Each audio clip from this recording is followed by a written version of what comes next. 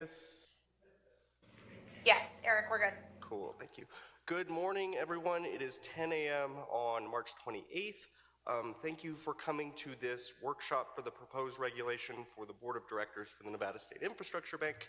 My name is Eric Jimenez. I'm the Chief Policy Deputy in the State Treasurer's Office. I'm also the Secretary to the Board of Directors for the Infrastructure Bank. We will begin this meeting with public comment. This period is not for comments on the regulation specifically, but is just general public comment, and we will start here in Northern Nevada. Do we have any public comment?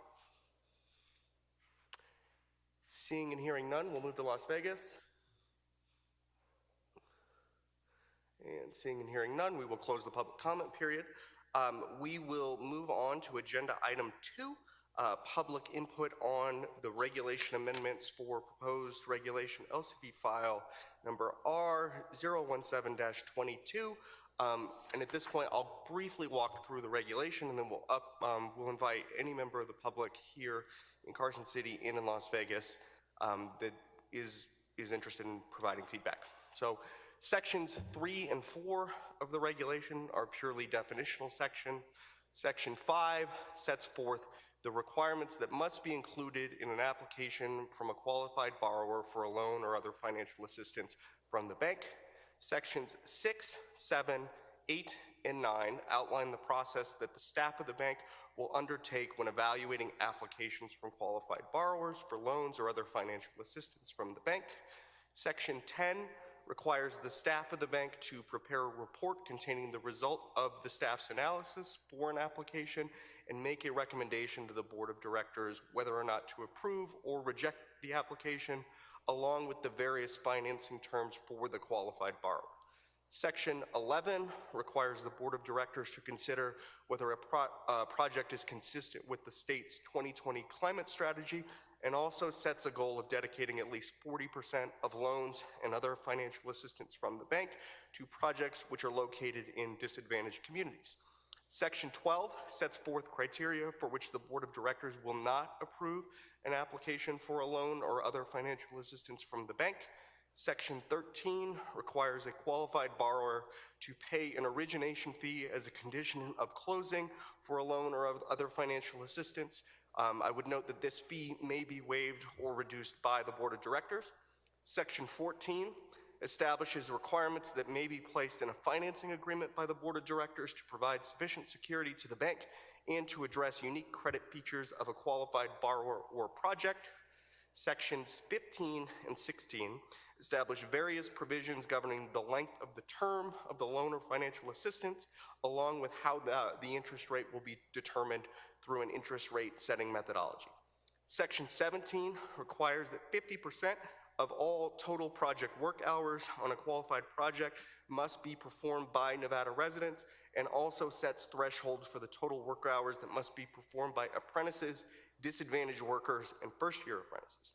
Section 17 also authorizes a qualified borrower who is unable to comply with these requirements to seek an exemption from the executive director of the bank. And then finally, sections 18 through 21 establish certain accounts within the Nevada State Infrastructure Bank Fund, including the Affordable Housing Revolving Account, the Charter School Capital Needs Revolving Account, and the Federal Infrastructure Matching Account, and the State Infrastructure Bank General Account, and authorize the Board of Directors of the bank to approve an application for a loan or other financial assistance from those accounts. And now I'd like to stop talking, so we will move into public input on the regulation amendments. We will start in Las Vegas. If there are any members of the public, please, I would ask if you can remember to sign in so we can keep track of you, and if you could just state your name for the record, that would be great.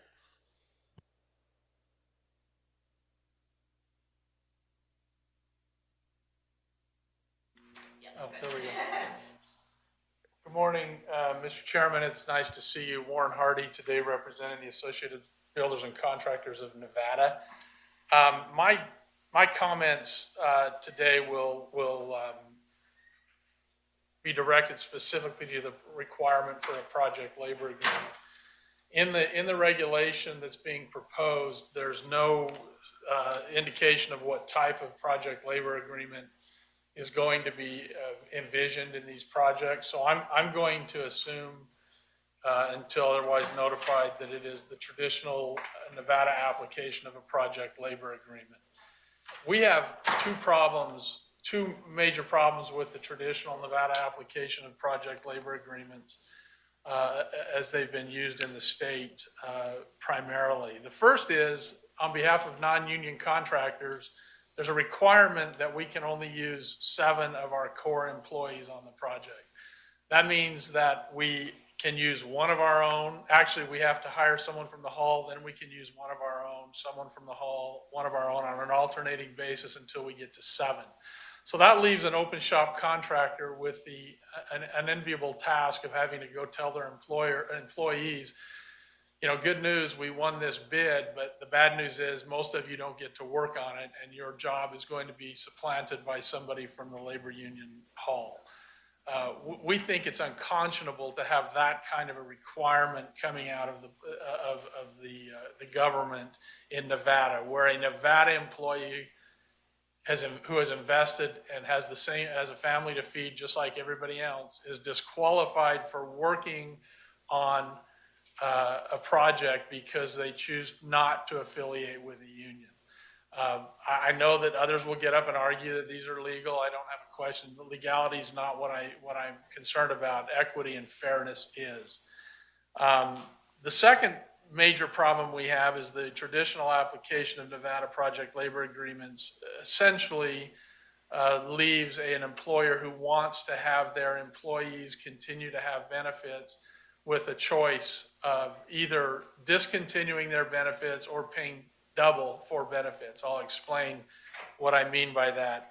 There's a requirement in the traditional project labor agreement that the employer pay into the union trust fund for benefits for the employees that work on the PLA project. In most cases, the employee will never become eligible for the benefit program because of the time that they're on the job. So this leaves the owner of the company with the choice of either eliminating the current benefits that they have and have been working under for some time, or pay twice. Pay to continue the current benefits and pay into the union trust fund for which their employees will never vest. We think that is patently unfair. I know there's going to be arguments made that non-union contractors bid project labor agreements. Obviously, that's a requirement in order to not violate the open meeting law. But again, I'd ask you to consider the equity of that. 85, if you include residential construction, 85% of construction workers in the country and in Nevada choose to work non-union. That's their right to do.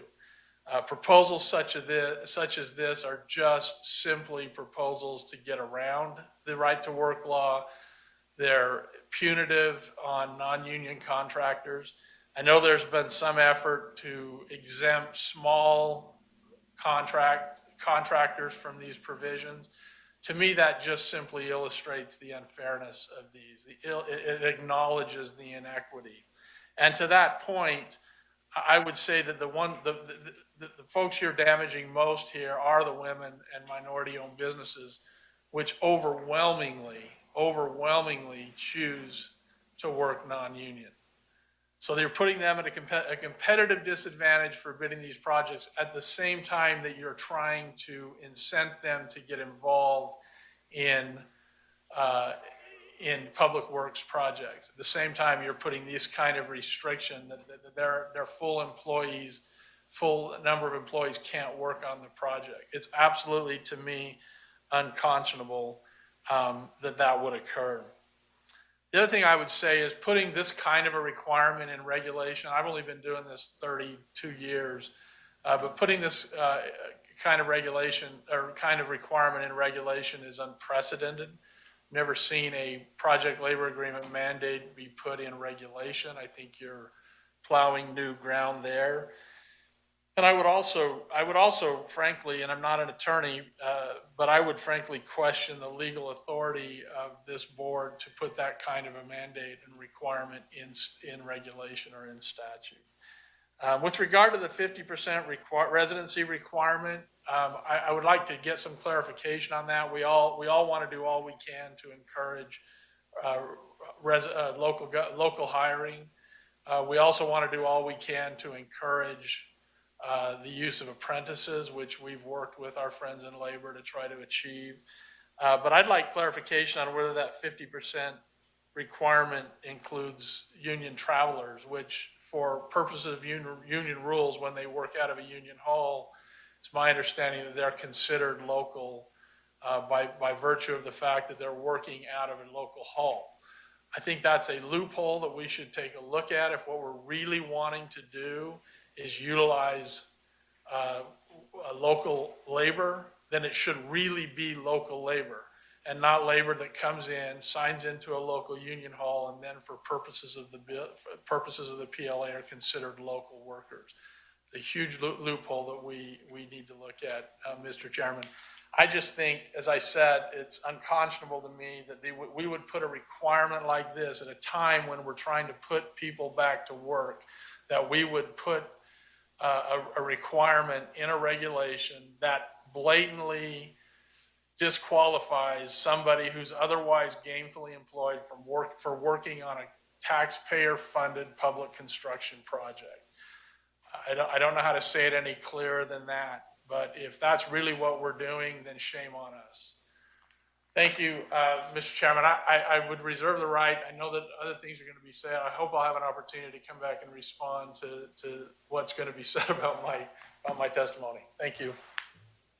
Thank you for your comments, Mr. Hardy. Do we have anyone else in Las Vegas?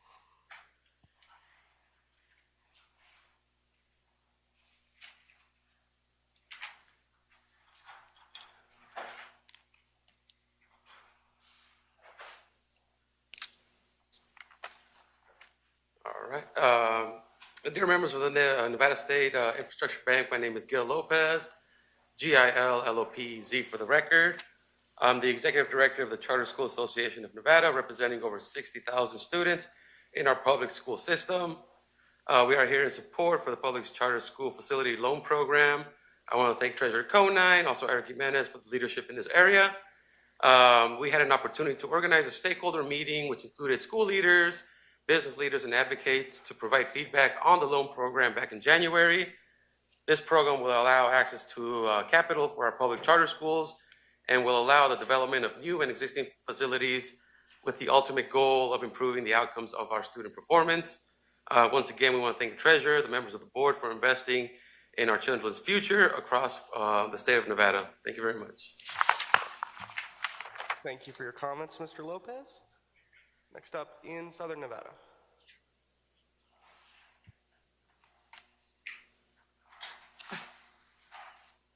Good morning, dear members of the Nevada State Infrastructure Bank. My name is Valeria Gur, V-A-L-E-R-I-A-G-U-R-R for the record.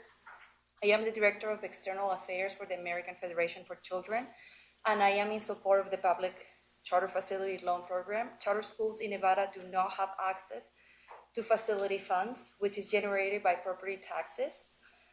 The average capital revenue source in 2015, it was about $1,300 per people in the school districts, yet the charter schools do not receive any of these funds.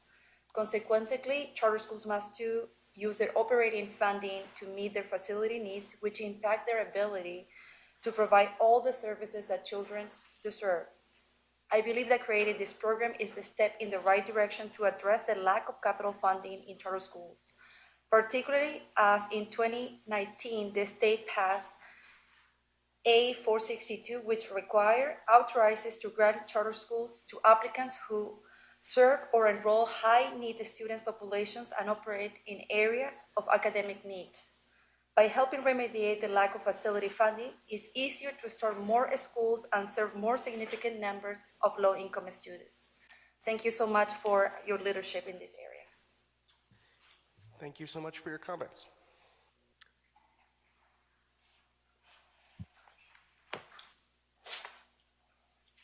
Good morning. For the record, Paul Moradkin, M-O-R-A-D-K-H-A-N, Senior Vice President of Government Affairs for the Vegas Chamber.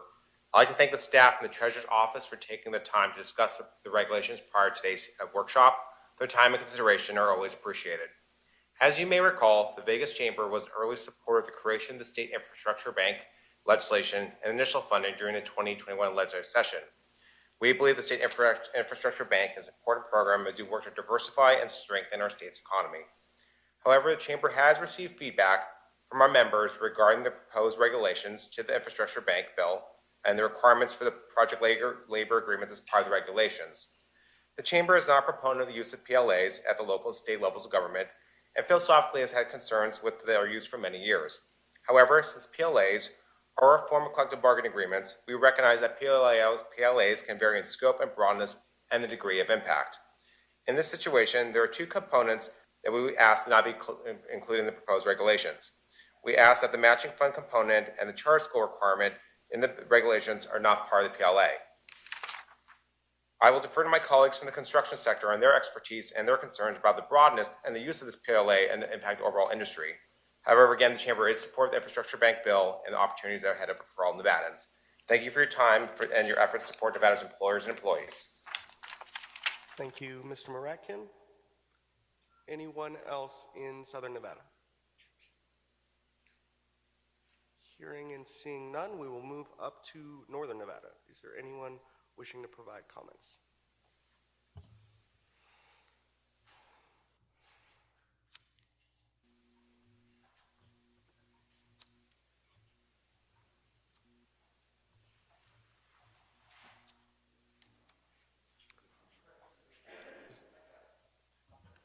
There you go. Is it on? Okay, thank you.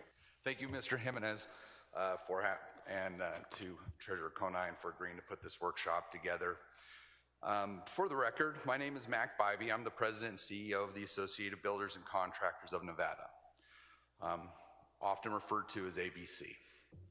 ABC is a trade association primarily comprised of open shop contractors. However, some of my members utilize both union and non-union trades to build their construction projects. We are not anti-union, we are advocates of free enterprise. In particular, ABC is opposed to the multiple requirements in the regulation to utilize project labor agreements, also known by their acronym PLAs. At the most basic level, PLAs require all contractors to agree to hire through a union hall for bid eligibility instead of utilizing their own employees. In Nevada, union workforce in construction is less than 16%, according to the U.S. Bureau of Labor Statistics. So what about everyone else? What about the 84% of the construction workforces that chooses to work without union affiliation? PLA mandates are not about equity and opportunity, they are exclusionary. It is a system that has nothing to do with who is best trained or qualified. It is simply a mandate that revolves around labor affiliation. It is also unclear to me where the State Infrastructure Bank has been authorized in statute to mandate PLAs, as it has nothing to do with lending or banking. PLAs are nothing more than a political tool that award taxpayer-funded projects to a small number of individuals that choose to belong to a union, less than 16% of the construction workforce, as previously stated. For these reasons, we're requesting that all provisions that reference project labor agreements be removed from the regulation. Additional items that I also requesting be addressed are 17(1)(b), when discussing apprentices as percentage of workforce, there should be an added provision that states if those percentages apply with a required journey worker to apprentice ratio standards as approved by the State Apprenticeship Council for each program. Section 17, Part 2, first-year apprentices are defined in every apprenticeship program's apprenticeship standards. The regulations to me appear to be in conflict with existing practices. Section 17, Part 2C, the phrase dispatched by union or recalled to should be removed, as open shop companies also utilize apprentices, and it also appears to be in conflict with the definition in Section 17, Part 4A. Also, the reference to first year apprentice language appears to be in conflict as well. Thank you very much for your time. Thank you for your comments, Mr. Bybee. Anyone else in Northern Nevada? And please feel free to take the chairs in the front if you'd just like to speed it up.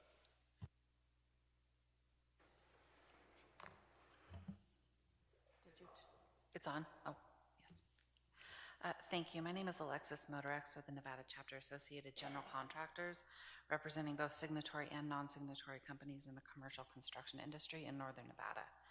While we recognize that there is a housing crisis in Nevada and the intent of making $500 million available to address the problem is noble, we have some concerns with the requirements in the draft regulation. Section 18.3 requires a PLA for construction of affordable housing using that revolving account. There are numerous prevailing wage rates in northern Nevada that are not established through a labor agreement. Requiring a PLA and thus labor's prevailing wage would dramatically increase the cost of these affordable housing projects. Additionally, in order to meet the PLA requirement in northern Nevada, it is likely, if not certain, that many of the firms will be hired from out of state, essentially trading union jobs for local jobs. Sacrificing local construction jobs for out-of-state union jobs and arbitrarily increasing the cost of affordable housing projects are consequences of requiring a PLA that we can't imagine was the intent when this language was drafted. Thank you for your comments. Mr. Reader, go ahead. Good morning, Secretary. My name is Brian Reeder, speaking on behalf of the Nevada Contractors Association. NCA represents general contractors and subcontractors and businesses affiliated with the Southern Nevada construction industry, and that's primarily in Southern Nevada. Our members have built the largest and some of the most complicated projects in the state, and we're excited to see the State Infrastructure Bank getting off the ground. We want to thank the Treasurer and the Treasurer's staff for taking the lead on the issue. And just like everyone here, we want to see the bank succeed, and that's why NCA is here today. We think there's provisions within this regulation that will make it difficult for the bank to succeed. Section 17, the apprentice hour requirements and local hiring requirements, we think are basically going to be impossible to achieve those. NRS 338 already has apprentice hour requirements that are more achievable, not perfect, but definitely more achievable than what's in here. There are also provisions for local hiring already existing in NRS 338. NCA recommends referring to 338 for the apprentice hours and local hiring requirements for the State Infrastructure Bank. Additionally, sections 18, 19, and 20 project labor agreements are an excellent tool on the right projects, but as a blanket mandate policy, not the best way to move forward. One downside of project labor agreements is they do limit competition. That's something the NCA never wants to see. What we recommend is keeping project labor agreements as an option, as a tool to be used when necessary. Perhaps something more similar to the concepts that were presented to the board on January 6th. We'd be happy to work with the board in any manner on the Infrastructure Bank, and we appreciate the time to speak today. Thanks. Thank you for your comments. Ms. Adler. Good morning, Mr. Chief Deputy. Thank you for this opportunity. My name is Sarah Adler, S-A-R-A-H-A-D-L-E-R, with Silver State Government Relations. I have a few comments. To Section 19, the Charter School Revolving Fund, on behalf of my client, Mariposa Academy, we greatly appreciate that acquisition of a facility is clearly an eligible purpose in addition to construction of charter schools. On behalf of my client, Tri-GID, we really appreciate Section 21, the SIB general account. There are certain infrastructure projects that a general improvement district, for example, will encounter that do not have a federal matching fund opportunity. Within Section 20, the federal matching fund section, we here in Nevada are very fortunate that we already have an infrastructure funding collaborative known as INC, Infrastructure for Nevada Communities. And INC already is a collaboration of funding entities that works to put together the best package possible.